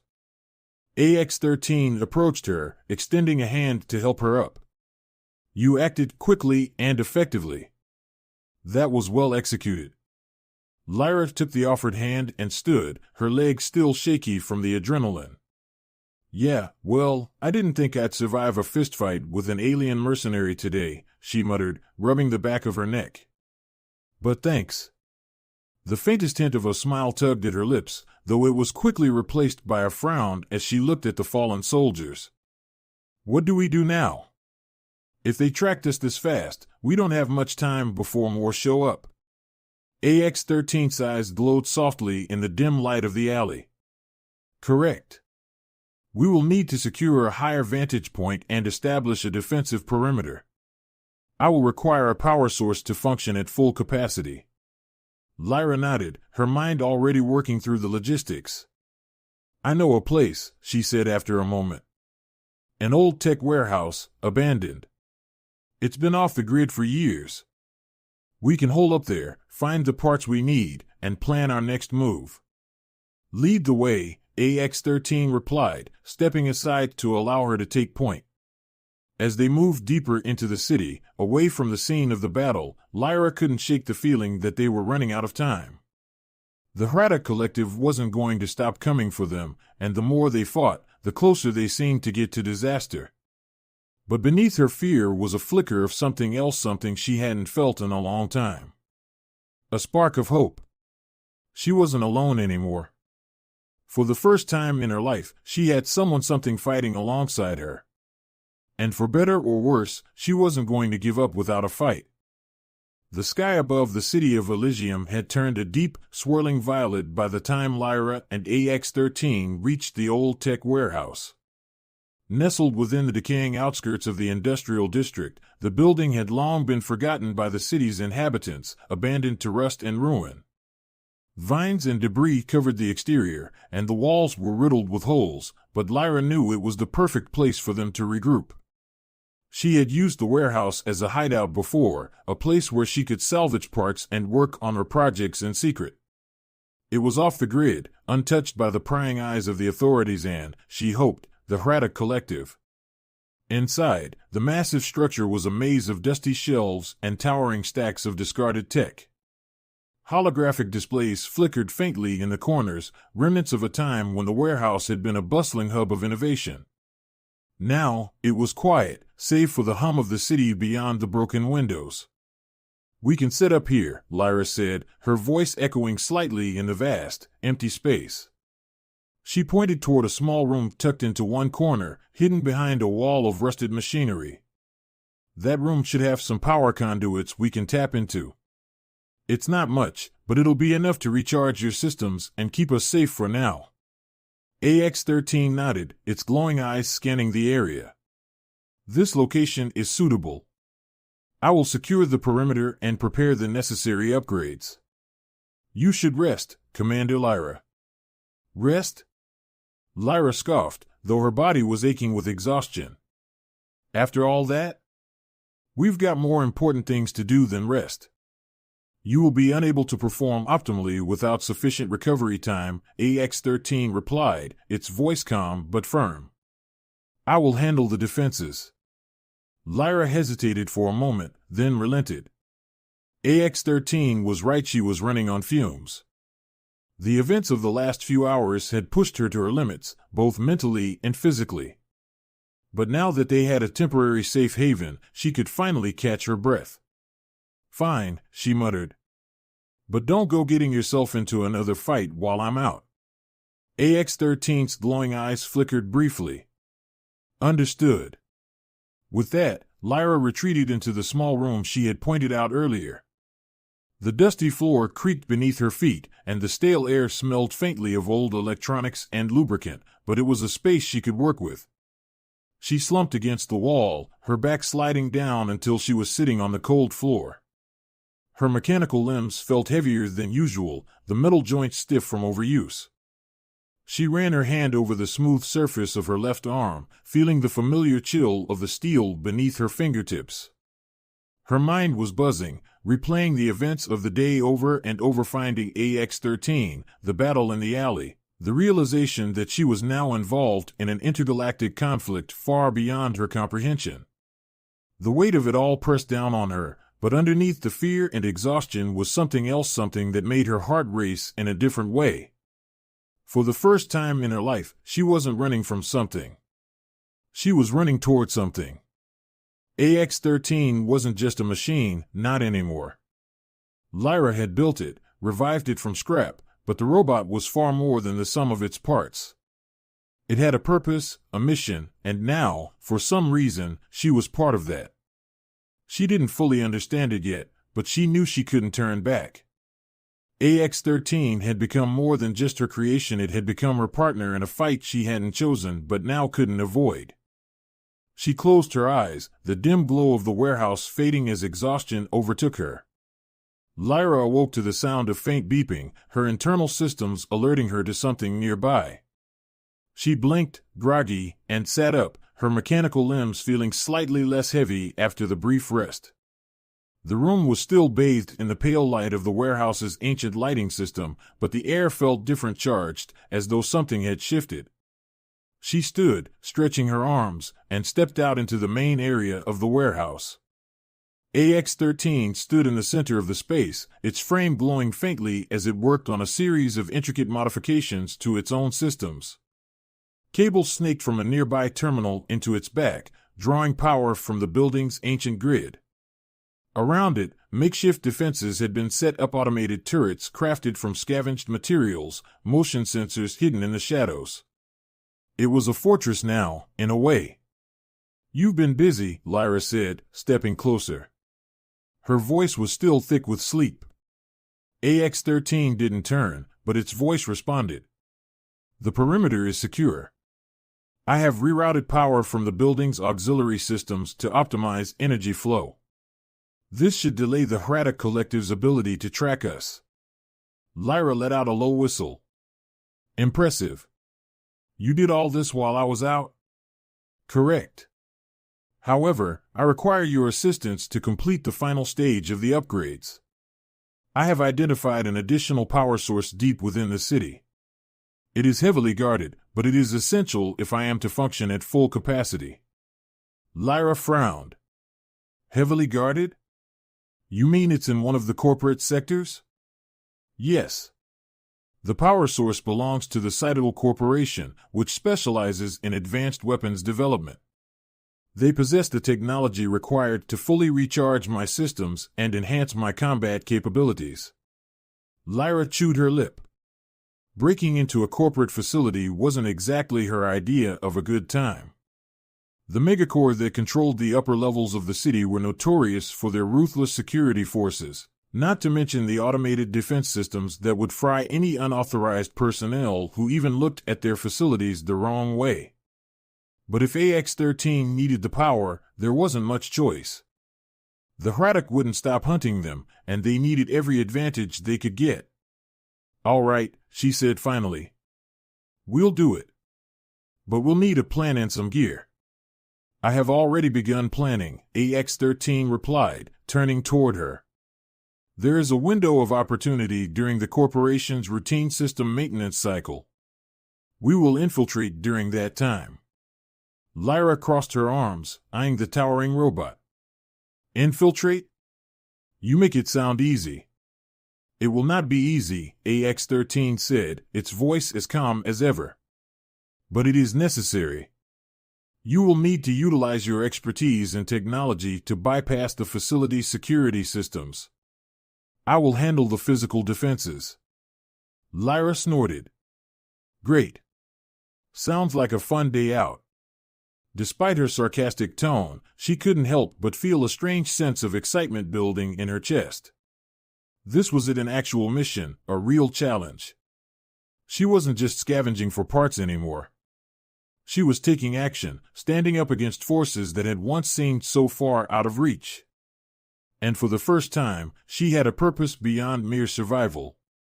Hours later, Lyra and AX-13 moved silently through the back alleys of Elysium's corporate district. The towering skyscrapers loomed above them, their reflective surfaces catching the faint glimmers of neon from below.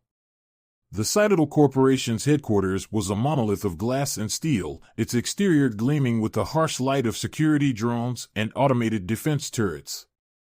But AX-13 had timed it perfectly. The corporation systems were undergoing their routine maintenance, leaving a narrow window where the defenses were temporarily weakened. Lyra's fingers flew across her handheld terminal, bypassing the first layer of the facility's security grid. Her mechanical eyes scanned the data feeds, searching for the right points to exploit. Almost. There, she muttered, her fingers a blur. A soft beep confirmed her success, and the facility's exterior sensors powered down for a few precious minutes. "We're in," she whispered, glancing at AX-13. The robot nodded and moved forward, its heavy footsteps unnervingly silent as it approached the entrance. With a swift motion, AX-13 bypassed the door's physical locks, and they slipped inside. The facility was cold and sterile, the walls lined with sleek terminals and dormant machinery. Lyra led the way, her heart pounding in her chest, while AX-13 moved with unerring precision at her side. Finally, they reached the power core, a massive, glowing cylinder that pulsed with raw energy. It was surrounded by thick security barriers, but Lyra knew exactly what to do. She set to work, hacking into the system while AX-13 stood guard, its glowing eyes scanning the room for any sign of trouble. Just as she bypassed the final lock, alarms blared, and the facility's security forces came to life. "They've triggered the backup systems," Lyra shouted, her fingers still flying across the terminal. "We've got company." AX-13's eyes glowed brightly as it stepped forward, raising its arm. "I will handle them. Complete the extraction." Lyra worked frantically as the sound of footsteps and the hum of drones filled the air. AX-13 charged toward the incoming security forces, its movements fluid and deadly. Energy pulses and bullets ricocheted off its armored frame as it tore through the guards with brutal efficiency, protecting Lyra as she completed the extraction process. Finally, with a triumphant beep, the power core disengaged, sending a surge of energy into AX-13's systems. The robot stood straighter, its eyes glowing with renewed intensity as its systems fully recharged. "We did it!" Lyra shouted, adrenaline flooding her system. But before they could celebrate, the facility's main doors burst open, and a new figure stepped inside, a towering armored soldier, its helmet adorned with the unmistakable sigil of the Hrata Collective. "They found us," Lyra whispered, her heart sinking. AX-13 turned toward her, its voice steady. "We are ready for them now." Without hesitation, AX-13 charged forward to meet the new threat, its powerful limbs moving with deadly precision. Lyra watched, her pulse racing, as the final battle began.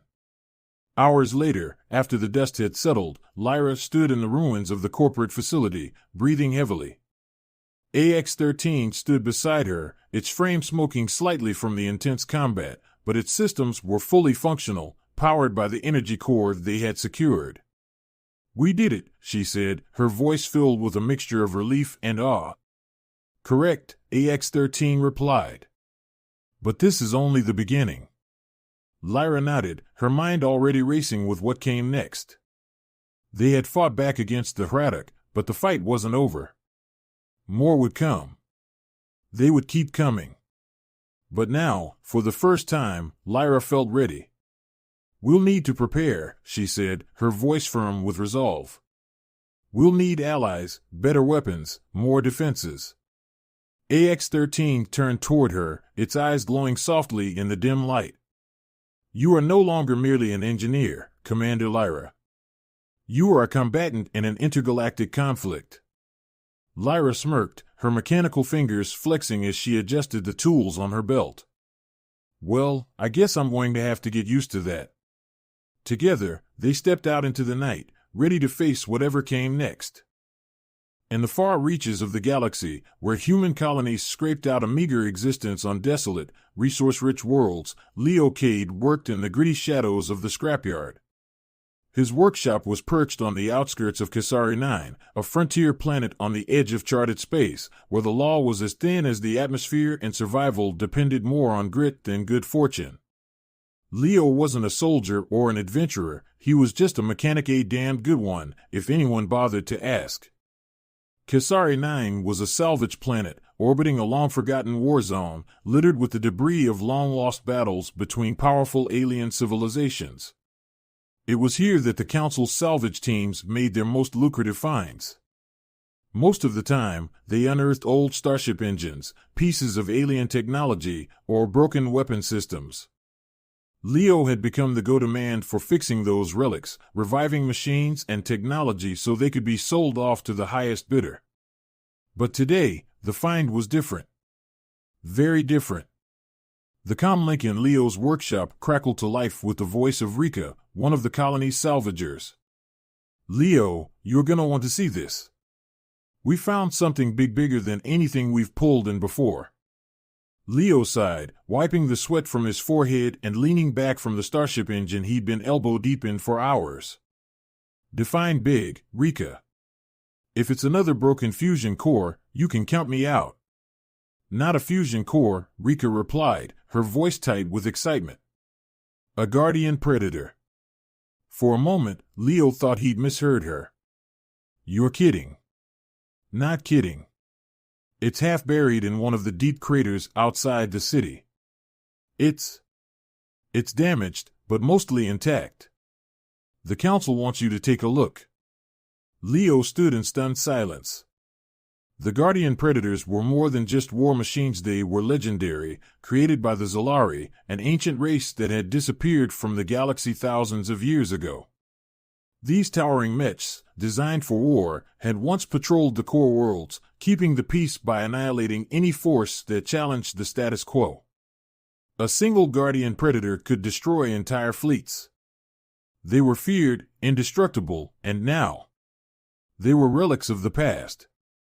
But one had been found here, on this forgotten colony world. "I'm on my way," Leo said, throwing down his tools and grabbing his gear. When Leo arrived at the salvage site, his breath caught in his throat. The Guardian Predator lay slumped over, half submerged in the rocky soil of the crater. Its massive frame, covered in black and red armor plating, was scorched and cracked from what appeared to be a brutal battle. Vines and plant life had grown over parts of its body, wrapping around its limbs and armor as if nature itself had tried to reclaim the machine. The machine towered over everything. Even in its fallen state, it was a towering beast, standing at least 50 feet tall when fully upright. Its once gleaming metallic skin was dulled and weathered by centuries of exposure to the elements. The massive cannon mounted on its shoulder was cracked, its once lethal muzzle caked with dirt and moss. A pair of glowing red eyes, dim and flickering, stared out from the mech's head, though they barely flickered now. The crew had set up a perimeter around it, keeping a cautious distance, but none of them dared approach it too closely. These were machines that didn't just stop working. If the Guardian Predator was offline, it was because something catastrophic had happened. Leo took a few tentative steps forward, his eyes running over the colossal frame. "It's a Guardian Predator, all right," he muttered, his fingers already itching to open it up, to figure out what made it tick. "What happened to it?" Rika, standing beside him, crossed her arms. "Looks like it's been here for centuries, maybe longer. There's no record of a battle here involving predators. It must have been abandoned or lost during some ancient war." Leo slowly circled the machine, taking in its damaged armor and exposed inner workings. He found himself drawn to the massive chest plate, which had been cracked open by some unimaginable force. The interior was a mess of wires, shattered circuits, and some kind of organic material that seemed to pulse faintly under the surface. The Zolari had been famous for their use of biomechanical technology, merging flesh with machine in ways that humanity still couldn't fully understand. "This is incredible," Leo whispered, more to himself than anyone else. "You think you can fix it?" Rika asked, her voice tinged with both hope and fear. Leo took a step back, appraising the beast. "I don't know. This thing's more than just a machine. If it was purely mechanical, maybe. But with all this organic tech, it's going to take some serious work. But I'll give it a shot." The council wasn't interested in getting the Guardian back online. No one in their right mind would want a war machine like this up and running in a colony. They just wanted it salvageable, something they could sell to the highest bidder, to reverse engineer its parts. But as Leo stared at the Predator, he felt a strange compulsion.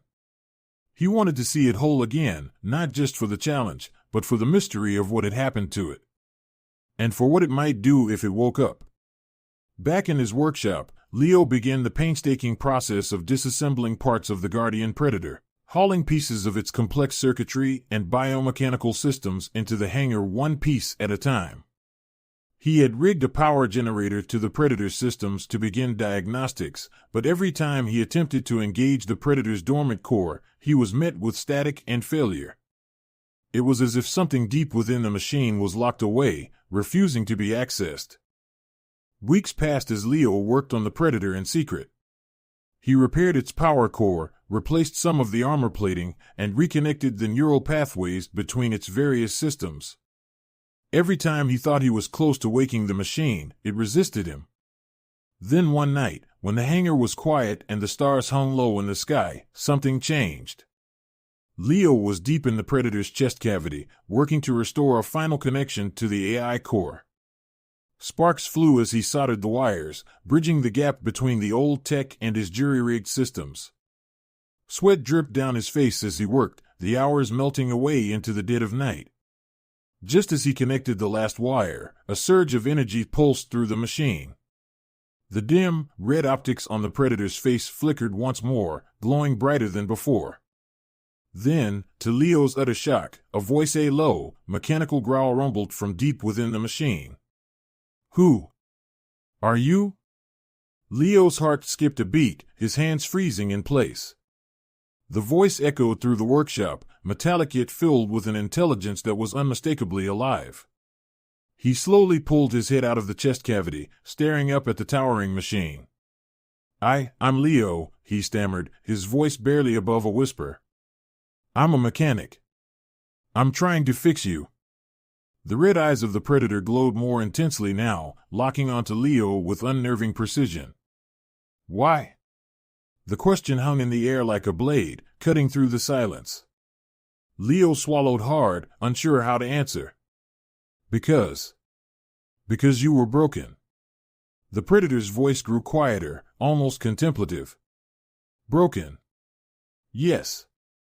I was betrayed." The word sent a chill down Leo's spine. Betrayed? Machines didn't speak like that. They weren't supposed to understand concepts like betrayal, much less express them. But there was something in the Predator's voice, something old and filled with pain. Before Leo could respond, the red optics dimmed once more, and the machine fell silent. But it wasn't the same lifeless hulk it had been before. Something deep within the Predator had stirred, something ancient and dangerous. Leo took a deep breath, stepping back from the machine. He had come to fix a broken machine. What he had found was something far more mysterious and far more alive than he ever could have imagined. Leo sat in his cramped, dimly lit workshop, staring at the Guardian Predator looming in the shadows. The moment replayed in his mind, the voice, deep and metallic, echoing in the silent hangar, "I was betrayed." Those three words had sent his thoughts spinning. Machines weren't supposed to talk like that. They weren't supposed to feel anything at all. He sipped his cooling coffee, his hands still trembling. How could a machine, especially a war machine like a Guardian Predator, experience betrayal? And what had caused this particular one to speak as if it had a past, a history, as though it was something more than the sum of its parts?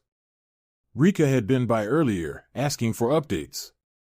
Leo had dodged her questions, mumbling something about it being too early to say and that it would take more time. But he knew now this wasn't just a repair job. This was something else entirely. He hadn't just restored a machine, he had woken up. Something intelligent. It was late, but Leo couldn't rest.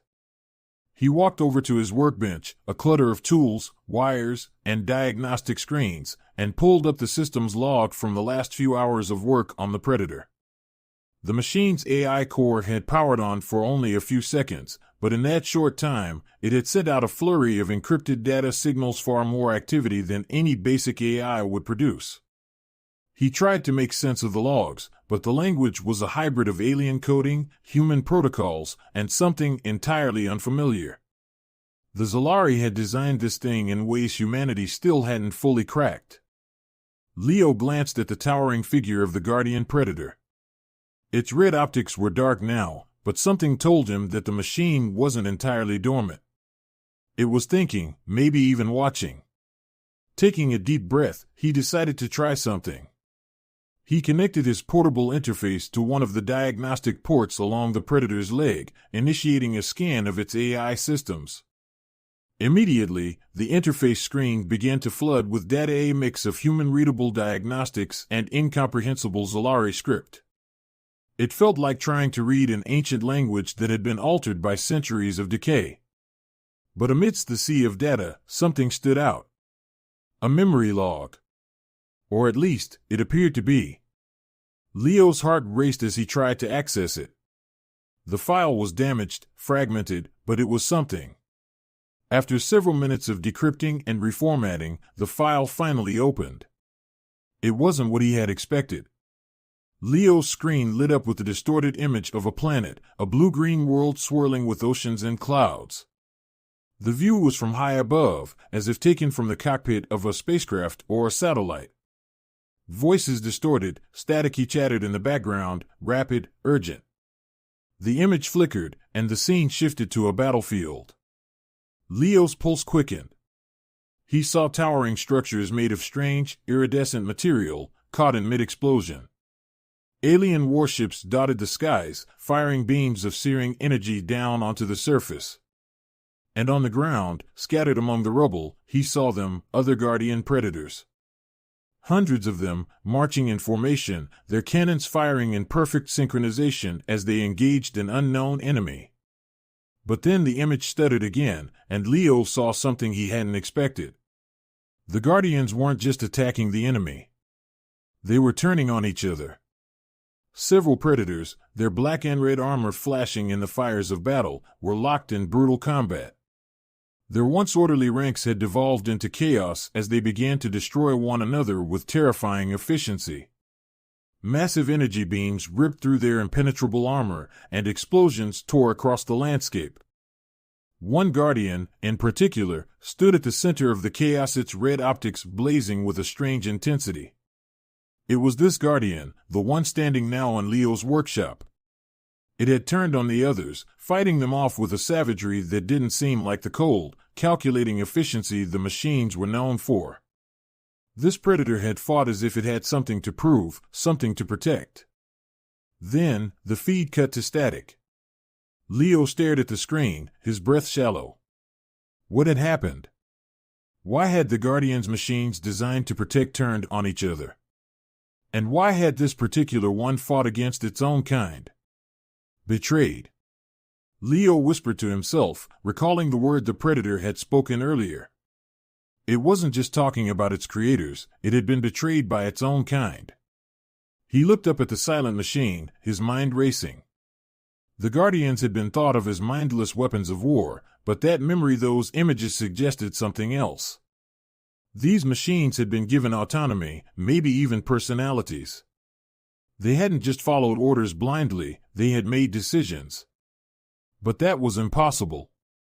Wasn't it? The next day, Leo was determined to get answers. He stood in front of the Guardian Predator once again, this time with his portable diagnostic interface strapped to his arm. He hesitated for a moment before opening up the panel on the Predator's leg and connecting the interface directly to its core systems. He wasn't just scanning this time, he was diving deeper into its mind, if it even had one. The power surge was instantaneous. The moment his interface connected to the Guardian, the entire machine whirred to life with a low hum. Its optics glowed faintly, but this time the light was steady, unwavering. Leo took a step back as the Predator's head moved slightly, its red gaze locking onto him once more. Leo. The machine's voice was still deep and metallic, but there was something different now. More clarity. More focus. Leo swallowed, his mouth dry. You remember my name? I do. You have repaired me. Leo blinked. Not fully. I've restored parts of you, but I still don't understand everything. The Predator's optics flickered for a moment. I am not like the others.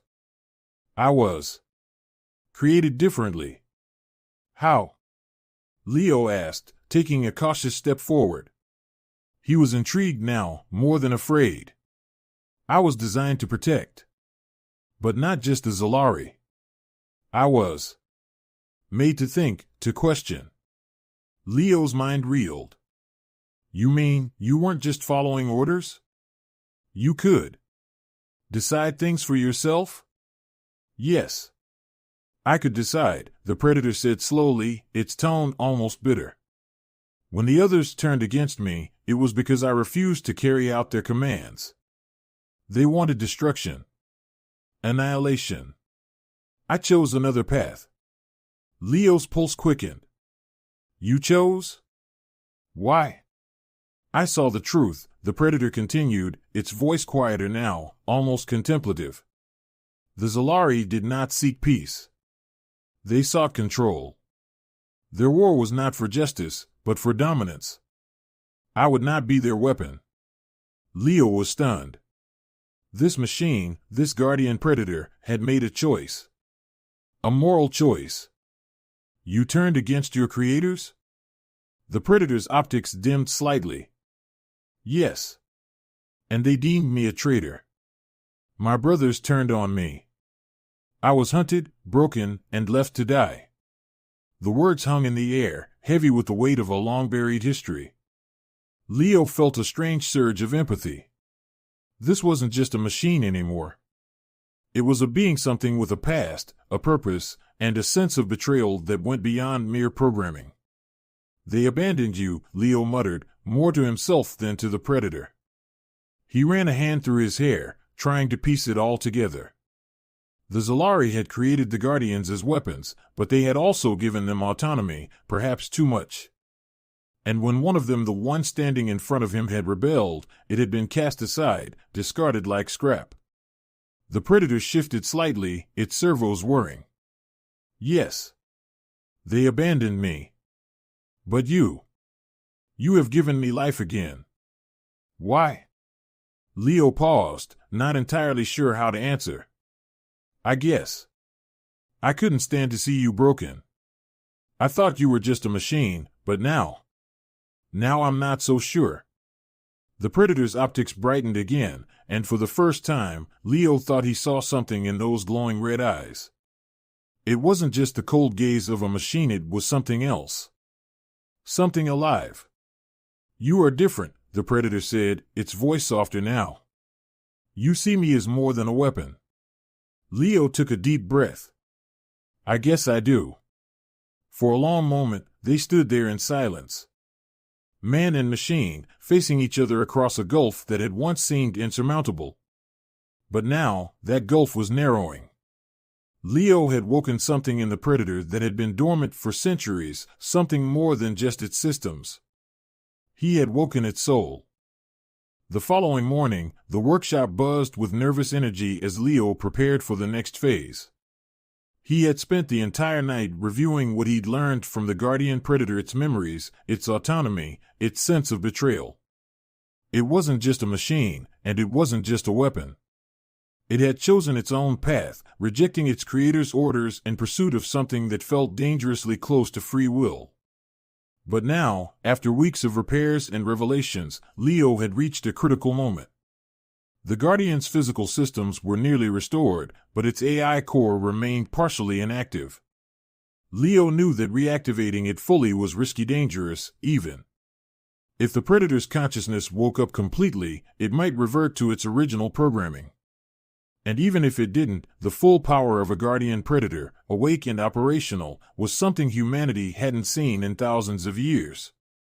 Leo stood before the massive machine, his nerves tingling as he double-checked the last set of connections on his diagnostic interface. He was about to initiate a full reboot of the Predator's AI systems. If this worked, the machine would come back online, its mind, its weapon systems, and whatever personality had been dormant inside. All right, big guy, Leo muttered under his breath, glancing up at the towering form. Let's see who you really are. He pressed the final command on his interface. For a moment, nothing happened. The hangar was quiet, save for the soft hum of the power generators. Then, with a low, resonating hum, the Guardian Predator's optics flickered to life, glowing a deep, burning red. The lights on its chest and arms illuminated, casting eerie shadows across the workshop. Leo stepped back as the machine shifted. Its massive frame creaked and groaned as if awakening from centuries of slumber. The Predator's head moved, scanning its surroundings, and the ground trembled slightly as it adjusted its stance. This time, there was no hesitation, no flicker of dying power. The Predator was fully awake. Leo, the machine's voice boomed through the workshop, deeper and more focused than before.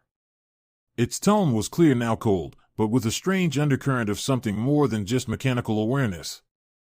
I am operational. Leo swallowed hard, his heart racing. Yeah, you are, he said, trying to sound calmer than he felt. You're back online. The Predator's optics narrowed slightly, as though considering this. You have restored me. Leo nodded, keeping a safe distance. I did. But I need to know, what are your intentions now? You've been offline for centuries. The world's changed. Your creators are gone. So, what do you want? For a long moment, the Predator didn't respond. Its head tilted slightly as it seemed to process Leo's words. Finally, it spoke, its voice quieter, more introspective. My creators betrayed me, it said slowly, the bitterness returning to its tone. They used me, and then discarded me when I refused to obey. My directive was to protect. But I was forced to destroy. I will not return to that path. Leo's pulse quickened. The machine was showing clear signs of self-awareness, of autonomy. It wasn't just regurgitating its old programming. So what will you do now? The Predator's optics dimmed slightly, as though contemplating its answer. I no longer have a directive. I no longer serve the Zolari or their empire. My purpose is unclear. Leo exhaled, relieved that the machine wasn't about to start wreaking havoc. But the uncertainty in its voice troubled him. A machine like this, with no directive, no purpose, was a loose cannon. And that kind of power, unchecked, could be dangerous. Before he could say anything more, the sound of alarms blared through the hangar. Leo spun around, his stomach sinking. The colony's emergency sirens wailed outside, red lights flashing in the distance. Something was wrong, very wrong. His comlink crackled to life. Leo. Rika's voice came through, breathless and panicked. We've got a situation. A raider fleet just dropped out of hyperspace, 3 ships, heavily armed. They must have heard rumors about the Guardian Predator. They're here for it. Leo's blood ran cold. Raiders, merciless scavengers, and pirates who preyed on isolated colonies like Kasari 9. And if they had heard about the Guardian Predator, they would stop at nothing to take it. If they captured the machine, they could reverse engineer its technology, sell it to the highest bidder, or worse, use it for their own ends.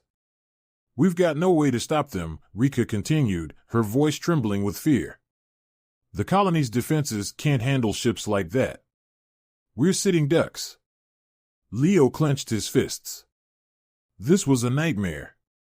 The colony wasn't equipped to deal with a raider fleet, especially one that knew about the Guardian Predator. The Council had been afraid of this exact scenario, word getting out about the Predator and drawing the attention of violent opportunists. He turned to the massive machine behind him. The Guardian Predator stood silently, its optics glowing faintly as it processed the situation. They're coming for you, Leo said, his voice tense. They'll destroy this whole colony to get their hands on you. The Predator's optics flared brighter, its servos whirring softly as it straightened to its full, towering height. They will not succeed. Leo blinked, caught off guard by the machine's sudden resolve. What are you going to do? The Predator's voice was calm, but there was an unmistakable edge of determination beneath the cold metallic tones. I was designed to protect.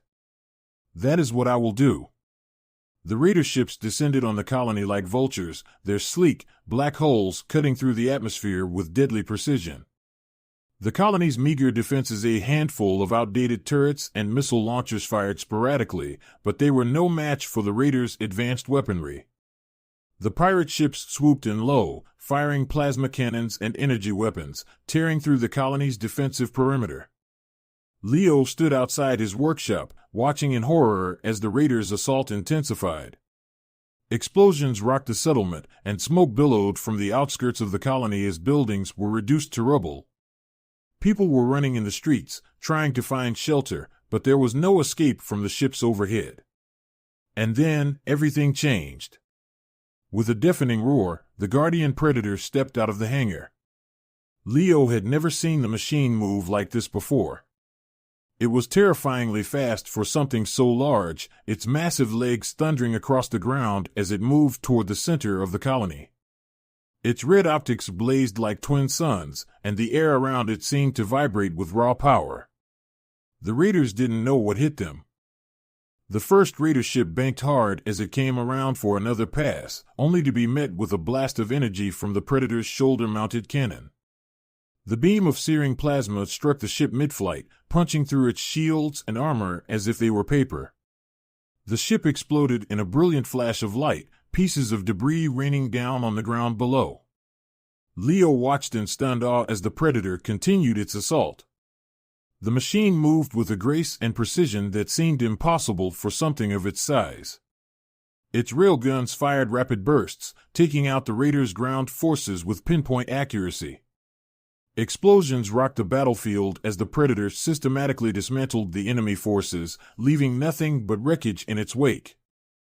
But it wasn't just the machine's overwhelming power that shocked Leo, it was the way it fought. The Predator didn't simply obliterate everything in sight. It moved to shield the colony's buildings, intercepting incoming fire with its own weapons. It avoided collateral damage, focusing its attacks on the raiders while protecting the people of the colony. This wasn't a mindless war machine. This was something else, something that had chosen to defend, to protect. As the last of the raider ships fled, the Predator stood tall amidst the destruction, its armor scorched but unbroken. The colony was saved, but only because of the machine that had once been considered a relic of a violent past. Leo approached cautiously, his heart still pounding from the chaos. The Predator's optics flickered as it turned its gaze toward him, its deep voice rumbling through the smoke-filled air. "They are gone." Leo nodded, still trying to catch his breath. "Yeah. You saved us." The Predator's optics dimmed slightly. "It was my duty." Leo stared up at the massive machine, his mind racing. This was more than just a Guardian Predator. This was a being capable of making choices, of protecting those who couldn't protect themselves. It had made a decision to fight for the colony, to defend instead of destroy. "We make a pretty good team, don't we?" Leo said with a half-smile, his voice filled with a mix of awe and gratitude. The Predator was silent for a moment before its optics glowed brighter. "Yes. We do." Leo couldn't help but grin, despite everything. He had repaired the Guardian Predator, but in the process, he had awakened something far greater, a protector, an ally, maybe even a friend. And though the future was uncertain, one thing was clear: they were in this together now. The sky over Kasari 9 had cleared, but the colony bore the scars of battle. Smoldering ruins dotted the landscape, and the once thriving frontier town was now a mix of wreckage and survivors picking through the debris. But the raider ships were gone, and the people were safe thanks to the Guardian Predator. Leo stood outside his workshop, watching as the remaining settlers emerged from their shelters. His heart was still racing, but it was filled with a strange mixture of relief and disbelief. The massive machine that had once been feared as a weapon of mass destruction had saved them all. The people of Kasari 9 were alive because of the very thing they had considered scrapping for parts. As he watched, he saw Rika running toward him, her face flushed with excitement and disbelief. You did it, she shouted, skidding to a stop in front of him. Her eyes flicked to the towering figure of the guardian predator, standing still now, its red optics dimming as if it were settling into a restful state. That thing, what even is it now? Leo let out a long breath, shaking his head. It's more than just a machine. I'm still figuring that out myself. Rika looked up at the predator, awe in her voice. It could have destroyed the whole colony. I mean, it could have wiped us off the map. But it didn't. It fought for us. Yeah, Leo said, his voice soft. It did. There was a pause as the weight of what had happened settled over them. The other colonists were starting to gather now, murmuring in confusion and wonder. The guardian predator had been a legend, something from a distant past, and now it stood among them alive, aware, and with a will of its own. What now? Rika asked, turning to Leo. What do we do with it? Leo glanced back at the predator, still unsure of the answer himself. I think that depends on what it wants. Later that day, after the dust had settled and the fires had been put out, Leo returned to his workshop. The predator had been standing outside for hours, still and silent, but its presence had kept the colonists on edge. They didn't know what to make of it, this massive machine that had suddenly become their protector. Leo stood before the predator, his thoughts racing. He had reactivated its systems, brought it back to life, but now he was faced with a question he hadn't anticipated: what happens next? The machine had proven itself capable of making decisions, of choosing a path that went beyond its programming. And now it had no masters, no creators pulling its strings. What are you thinking? Leo asked, his voice low as he stepped up to the massive machine. It didn't move at first, its red optics dimmed to faint glows, as if in deep thought.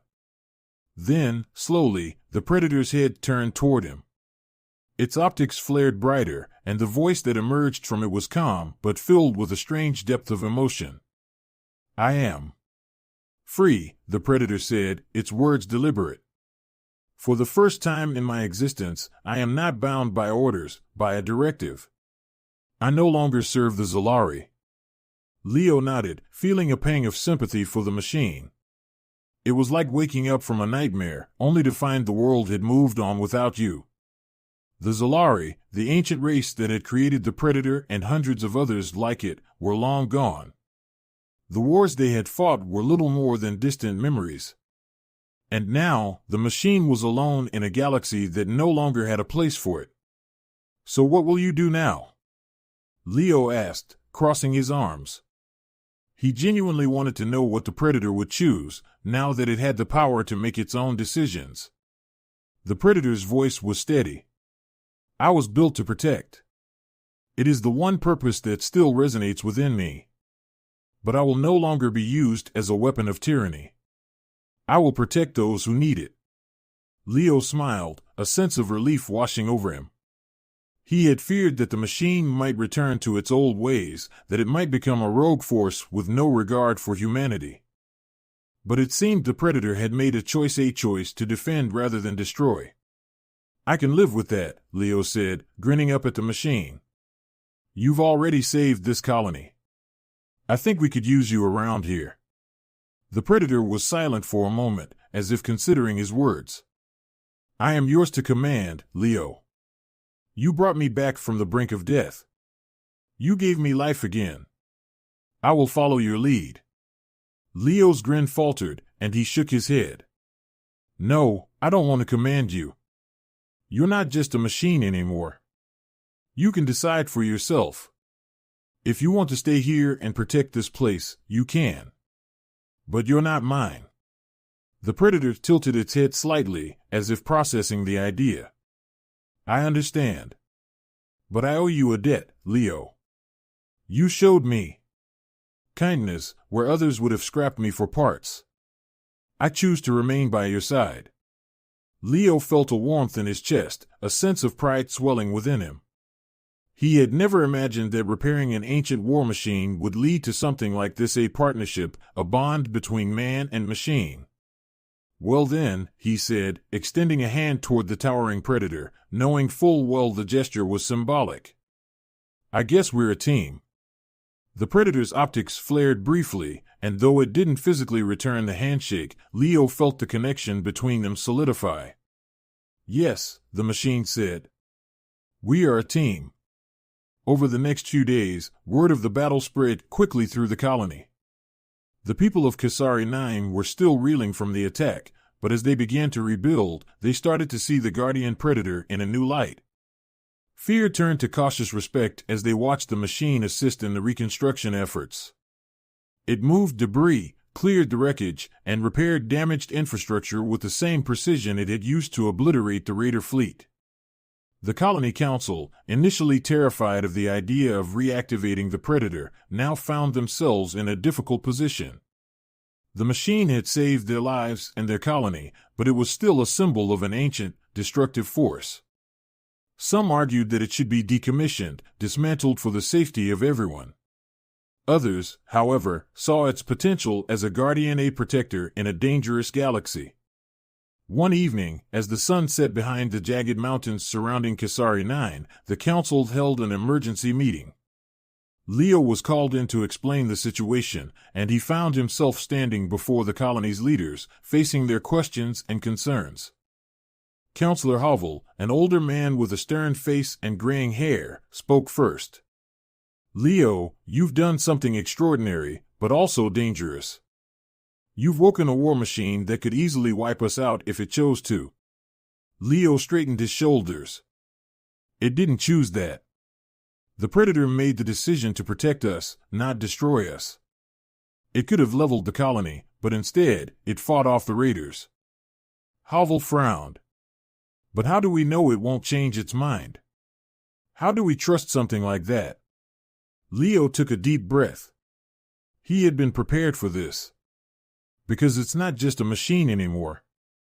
It's aware, it's intelligent, and it's capable of making choices. It chose to defend us. It chose to stay. It doesn't want to be a weapon. Another counselor, a younger woman named Vela, leaned forward. You're saying it has a conscience? Leo nodded. In a way, yes. It can think for itself. It's not bound by old programming. It rejected the violence of its past. It wants to protect the colony, but it's not doing that because it has to. It's doing it because it wants to. The counselors exchanged uneasy glances. Havel's frown deepened, but Vela seemed intrigued. What are you suggesting we do with it? She asked. Leo looked her in the eye. We let it stay. Let it be part of the colony, as our protector.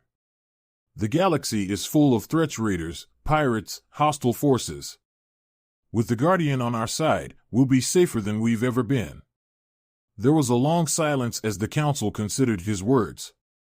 Finally, Havel spoke again, his tone grudging but resigned. If what you say is true, then perhaps we can give it a chance. But we will be watching, Leo. If that thing ever poses a threat to this colony, it's on your head. Leo nodded. Fair enough. In the days that followed, the colony gradually began to accept the presence of the guardian predator. It wasn't easy at first. Many people still feared the machine, and whispers of caution echoed through the streets. But as the predator continued to help with rebuilding efforts, that fear slowly gave way to trust. Leo spent more time with the machine, learning about its past, its capabilities, and its perspective on the world. It shared stories of ancient battles, of the rise and fall of civilizations, and of the betrayal that had left it broken and forgotten. Leo listened, fascinated, as the predator revealed glimpses of a galaxy long past, a history written in blood and metal. And as the colony healed, so did the bond between Leo and the predator. They became partners. More than that, they became friends. Leo no longer saw the machine as just a relic or a tool. It was something far greater, something that defied the limits of what it had been built to do. One day, as the sun set over the horizon, Leo stood beside the guardian predator on the outskirts of the colony. The sky burned with hues of red and orange, casting long shadows over the land. The air was calm, peaceful. "What do you see out there?" Leo asked, glancing up at the towering machine. The Predator's optics glowed softly as it gazed toward the horizon. A galaxy full of uncertainty. But also, possibility. Leo smiled. "We'll face it together, won't we?" The Predator's voice was quiet, almost reflective. "Yes. Together." And so, the human mechanic and the ancient war machine, bound by trust and shared purpose, stood ready to face whatever the galaxy would throw at them. Together, they had forged an alliance. An alliance that would stand the test of time.